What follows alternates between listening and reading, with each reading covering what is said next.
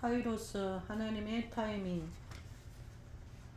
종교의 영에서 깨어나라. 종교의 영은 명확한 이유 없이 왜 하는지 모르고 행해지는 종교와 관련된 모든 행위들이다. 주일에는 왜 예배를 드릴까? 11조는 왜 드리나? 식사 기도는 당신에게 어떤 의미가 있는가? 그리스도인들이 술, 담배를 하지 않는 이유는 무엇인가? 이 모든 것들을 행할 때 당신에게 명확한 영적 이유가 있는가? 이유가 있다면 할렐루야지만 만약 그렇지 않다면 그냥 오랜 세월 하던 거니까 하고 있는 거라면, 아니면 다른 사람들도 다 하니까 그냥 하고 있는 거라면, 그렇다면 적어도 당신에게 그것은 종교다. 종교의 영을 한마디로 정의하면 익숙해진 것이다. 별로 깊게 생각하지 않고도 익숙해서 저절로 행하는 종교적인 행위들이다. 다른 말로는 매너리즘이다. 혹시 우리 안에도 그런 익숙함이 있지 않은가? 그런 의미에서 코로나19 사태는 많은 것을 다시 생각나게 한다. 당연하게 행해지던 예배, 소그룹 모임, 성도들의 교제 등이 전부 멈추고 나니 우리가 행하던 많은 종교에 관련된 행동들을 다시 돌아보게 된다. 이게 뭐지? 하나하나 되돌아보고 생각해 보게 되지 않는가? 주일 예배, 금요 예배, 소그룹 모임, 헌금, 성도들의 교제, 당연한 것이라 여기고 깊은 생각 없이 행하던 일들의 진짜 의미를 고민하게 된다. 코로나19 사태를 통해 성령께서 행하시는 일이라 믿는다. 익숙함에서 벗어나 그 의미들을 다시 한번 생각해 보는 것. 종교의 영에서 우리를 깨우치는 성령님의 역사가 아닐까? 익숙하게 여기던 이 모든 것들이 우리 안에서 새롭게 되기를 기대한다. 예배 한 번을 드리더라도 매너리즘에 빠진 익숙한 마음이 아니라 새롭고 흥분되는 마음으로 셀 모임 한 번을 하더라도 익숙함 속에 하던 대로 모이는 것이 아니라 첫 모임 같은 기대와 설렘으로. 이것이 성령 안에서 행해지는 일들이다. 성령께서 행하시는 일의 특징은 아침마다 새롭고 늘 새로운 것이다. 어떤 전통이 종교가 되느냐 아니면 영성을 담는 그릇이 되느냐는 개인적으로 그것을 매일매일 새롭게 행하느냐 아니면 매너리즘 속에서 행하느냐에 따라 결정된다. 그렇게 전통에 생명을 불어넣는 것은 그 전통을 대하는 우리의 마음이다. 종교의 영으로 행해지던 모든 잘못된 태도, 잘못된 관습들이 다 제거되기를 축복한다. 영원한 시간을 살아가는 영, 아침마다 새로운 영의 속성은 영혼과 연결되어 있다. 이 영의 속성이 없다면 천국의 영원한 시간은 축복이 아니라 저주다. 영원한 시간의 지루함을 상상해보라. 오랜 세월 감옥에 갇혀 지내는 장기수들의 가장 큰 고통은 단조로움이다. 새로울 것 없이 반복되는 일상의 고통스러운 지루함 때문에 이들은 자살 충동마저 느낀다. 육으로 영원히 살지 못하도록 생명을 제한하신 것이 얼마나 큰 은혜인지. 만약 육으로 영혼을 살아야 한다면 그것은 축복이 아니라 오히려 형벌일 것이다. 여호와 하나님이 이르시되 보라, 이 사람이 선악을 아는 일에 우리 중 하나같이 되었으니 그가 그의 손을 들어 생명나무 열매도 따먹고 영생할까 하노라 하시고, 여호와 하나님이 에덴 동산에서 그를 내보내어 그의 근원이 된 땅을 갈게 하시니라. 이같이 하나님이 그 생명을 쫓아내시고 에덴 동산 동쪽의 그룹들과 두루 도는 불칼을 두어 생명나무의 길을 지키게 하시니라. 그러나 감사하게도 영의 속성은 늘 새롭고 신선한 것이다. 이것들이 아침마다 새로우니 주의 성실하심이 크시도소이다. 이 영의 속성으로 인해 우리는 천국의 영원한 시간 속에서 아침마다 새로움을 느끼는 축복을 누린다. 그렇기에 이 땅에서 영으로 살아가는 시간은 영원한 천국의 시간을 위한 준비 기간이다. 익숙하고 지루한 종교로 살아온 나머지 천국의 영원한 시간 앞에서 당황하지 않도록 하라. 존중하고 사랑하는 가운데 하나 되라. 논쟁하려는 생각을 가진 자가 있을지라도 우리에게나 하나님의 모든 교회는 이런 관리가 없느니라. 전통에 대한 바울의 마지막 가르침은 논쟁하거나 파당을 만들지 말라는 것이다. 지켜야 할 전통과 바꿔야 할 전통은 민족, 세대, 공동체에 따라 모두 다르다. 그 전통을 어떻게 인식하느냐는 문화가 각각 다르기 때문이다. 고린도 교회 안에 있던 유대인과 헬라인은 전혀 다른 문화를 가지고 있었고 그 결과 전통을 대하는 태도도 달랐다. 그러나 바울은 지켜야 할 전통과 바꿔야 할 전통을 정확하게 분별하기 위해 논쟁하며 파당을 나누는 것보다 서로 존중하고 사랑하는 가운데 양보하며 하나가 될 것을 권한다. 오늘날처럼 문화의 변화 속도가 빠른 시대는 나이에 따라 인식하고 느끼는 것이 극명하게 다르다. 쌍둥이도 세대 차이를 느낀다고 하는 시대다. 부모 세대가 느끼는 좋은 전통이 자녀 세대에게는 이해할 수 없는 행위로 보이고 자녀 세대가 중요하다고 느끼는 전통들이 부모 세대에게는 철없는 행동처럼 보인다. 자칫 우리 시대는 부모와 자녀가 파당으로 나뉘는 비극의 시대가 될 수도 있다. 그렇기에 성경 말씀대로 존중과 사랑이 필요하다. 자녀 세대는 부모 세대를 존중하고 부모 세대는 자녀 세대를 이해하는 사랑 말이다. 이것이 전통을 지키느냐 지키지 않느냐 하는 것보다 더욱 중요한 가치가 아닐까? 당신이 지켜야 할 전통과 버려야 할 전통은 무엇입니까?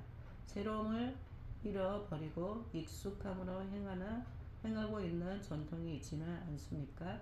새로움을 회복하십시오. 영은 아침마다 새로운 것입니다.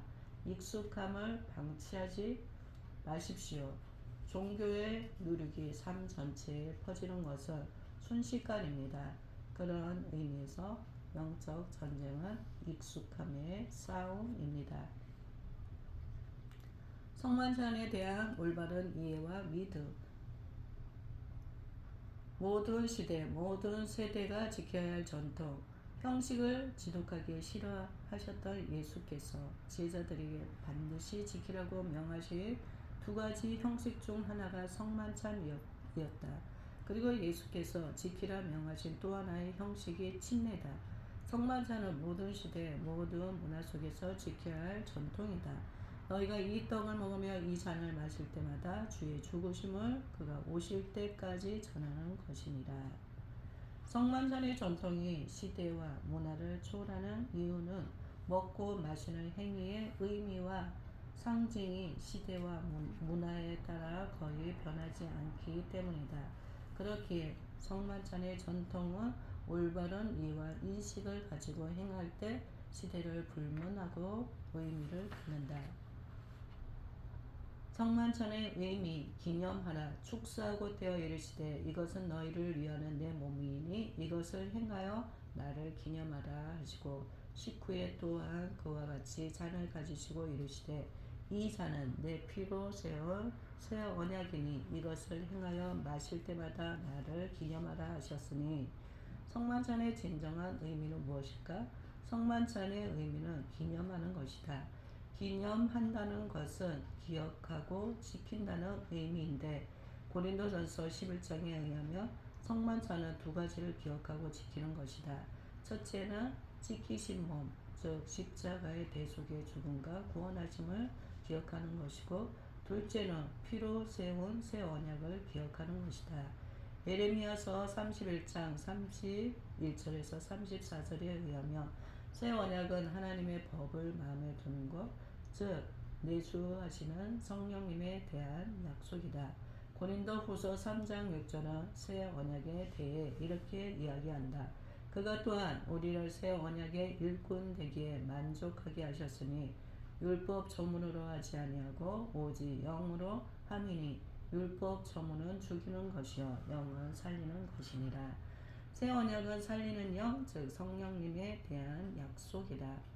성만찬을 통해 기억해야 할 것은 첫째 예수께서 행하신 구원, 십자가의 죽으심과 제사함이며 둘째, 그로 인해 우리 안에 내주하시는 성령입니다.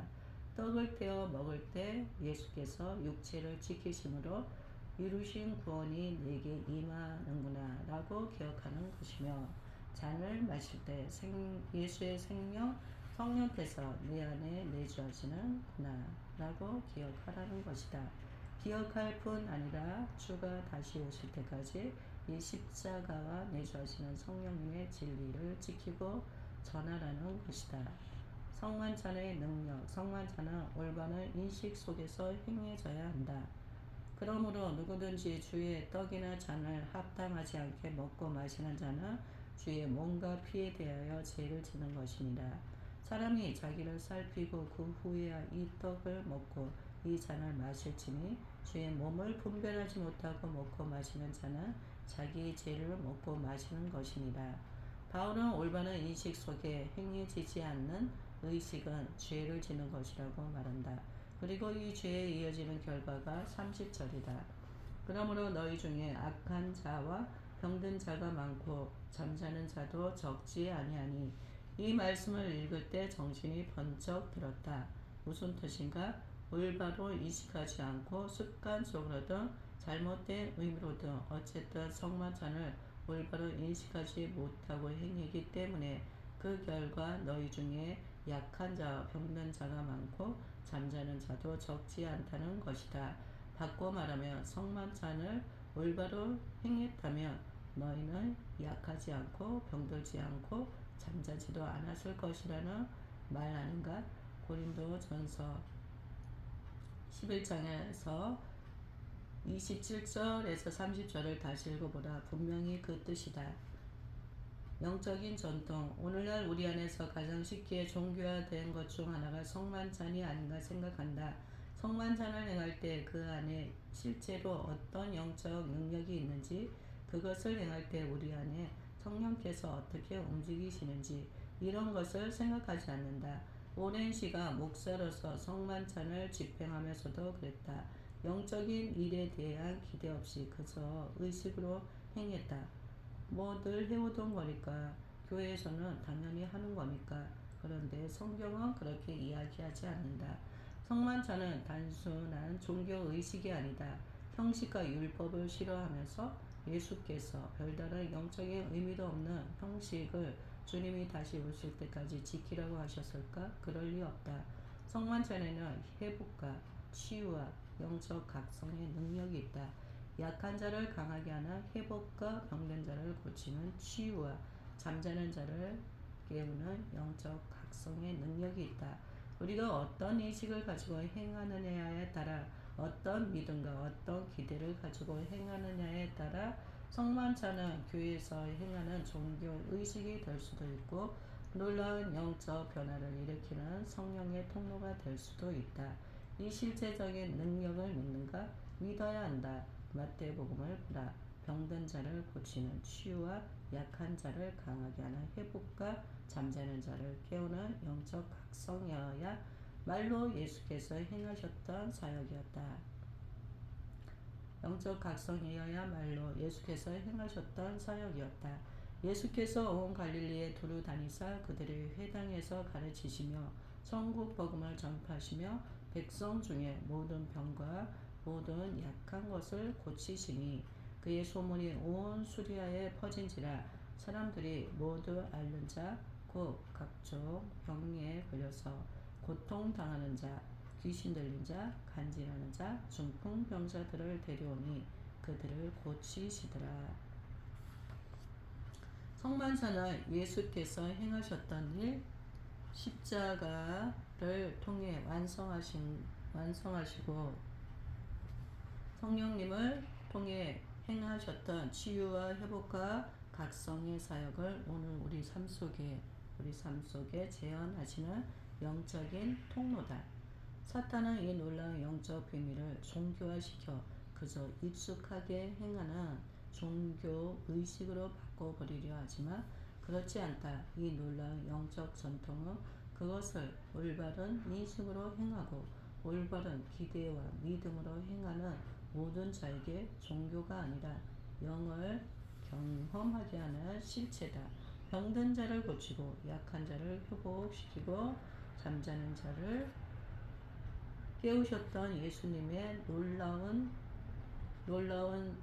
사역이 성령을 통해 우리에게도 다시 경험되는 것이다. 언제 성만찬이라는 영적인 전통을 올바른 믿음으로 대할 때, 성만찬의 이 영적 실체를 인식할 때, 성령의 통로, 이것은 성만찬이라는 행위가 마술적 효력이 있다는 말이 아니다. 올바른 이해와 믿음으로 성만찬을 행할 때 그 이해와 믿음이 우리의 영을 움직인다는 것이다. 맞아, 예수께서 죽으심으로 우리의 모든 저주를 담당하셨지. 맞아, 그분의 새 언약의 생명, 성령께서 내 안에 계시지. 성만찬을 행할 때 이 이해와 믿음이 발동되어 영이 움직이는 것이다. 이것이 전통을 지키는 올바른 목적이다. 그렇게 할 때 영이 움직임으로 성령께서 행하시는 일, 예수께서 행하셨던 일들이 우리 안에 경험된다. 이것은 비단 성만찬의 이야기가 아니다. 예배도 마찬가지고 헌금도 마찬가지고 셀 모임도 심지어 식사 기도도 마찬가지다. 종교의 탈을 벗고 영으로 움직이기 시작할 때 의미도 모르고 기대도 없이 행해지는 수많은 종교 행위에서 벗어나 영으로 움직이기 시작할 때 성령께서 역사하기 시작하신다. 영으로 움직인다는 것은 첫째, 믿음으로 움직이는 것이고, 둘째, 익숙함을 벗어나 기대와 소망으로 움직이는 것이며, 셋째, 하나님과 이웃에 대한 사랑으로 움직이는 것이다. 그럴 때 이 전통들은 매일 행하는 식사, 기도조차 아침마다 새롭고 늘 새롭다고 고백하게 되는 놀라운 영의 통로가 된다. 우리 안에 모든 종교를 벗어버리자. 예배에 나오고 셀 모임을 하고 심지어 식사 기도를 하더라도 그 안에 진심과 믿음을 담아서 하자. 그럴 때 그 모든 의식들이 정말 새로워질 것이다. 성령의 역사는 늘 새롭기 때문이다. 할렐루야. 오늘 누구를 만나는가? 익숙한 사람이라고? 아니, 익숙하지 않다. 성령께서는 만물을 새롭게 하시는 분이다. 성령 안에서 만날 때 그 만남은 새로운 만남이 될 것이다. 오늘 어떤 모임에 참석하는가? 20년째 섬기는 교회 예배에 참석한다고? 익숙한 예배라고? 아니, 익숙하지 않다. 모든 예배는 신선한 기대 속에 드려져야 한다. 성령께서는 당신의 예배를 신선하게 하실 것이다. 익숙함을 벗어버리라. 익숙함 속에는 새 일에 대한 기대가 없다. 만물을 새롭게 하실 하나님을 기대하라. 매일의 일상이 신선하고 새로운 시간이 되길 축복한다. 그것이 매일의 일상에서 카이로스의 시간을 사는 비밀이다. 다윗의 시간, 다윗의 매일을 구성했던 일상의 시간들은 특별하고 판타스틱한 사건들의 연속이 아니었다. 다윗의 매일은 양들을 푸른 초장으로 데리고 다니며 먹이고 사나운 짐승들로부터 보호하고 털이 많이 자라면 깎아주고 아프면 돌보는 목동이라면 당연히 해야 하는 지극히 일상적인 일들로 이루어졌다. 다윗의 위대함은 매일 골리앗을 때려잡는 특별한 삶을 살았기 때문이 아니라 양들을 치는 매일의 일상을 특별하게 살았다는 점에 있다. 카이로스의 시간을 일상의 삶 속으로 가져온 것이다. 당신의 일상은 어떤가?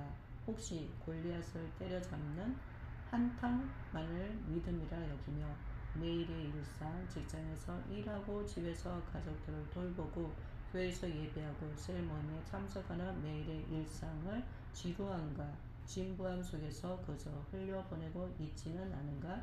당신의 일상의 시간은 그저 흘러가는 크로노스의 시간인가? 아니면 하나님이 지목하시는 카이로스의 시간인가?